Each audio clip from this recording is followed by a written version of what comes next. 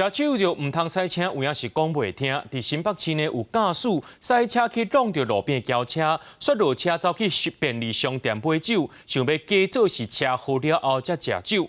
事实上，警方找到人的时阵，就知影讲伊是食酒驶车，看破卡手啊，现场甲酒测是超过标准，依照准现行犯该抓起来。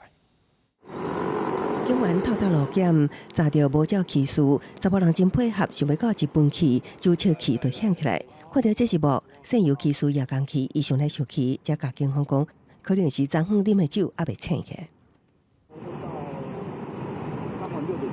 警方调查，这位40岁骑士甲朋友食饭，啉秘鲁食姜母鸭，迄天暗时6点散回，隔顿啊透早出门，伫固定结婚站附近放猎包啉酒骑车。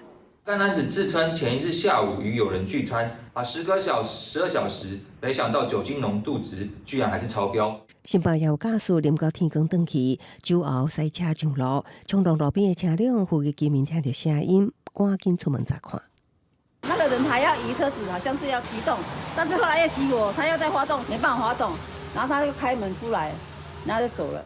轰动的车辆有扣痕，车卡碎片摔到回头卡。代志发生伫三吉溪东路，姓张的驾驶弄车了后，随走去离200公尺的超商，警方怀疑伊想要买酒啉，为啉酒赛车出代志脱罪。该名男子撞车后，若无其事跑到超商买酒，想利用这种方式规避酒测。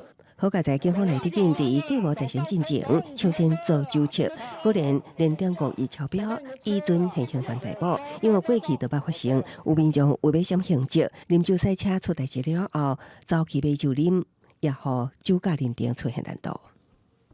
酒测前跑去买酒来喝，可能是想要主张证据不足，依照无罪推定原则来主张无罪。酒驾犯软空旁，互酒测判定无清楚，也有律师指出，万一欠充足的科学证据，拢可能逃过法律制裁。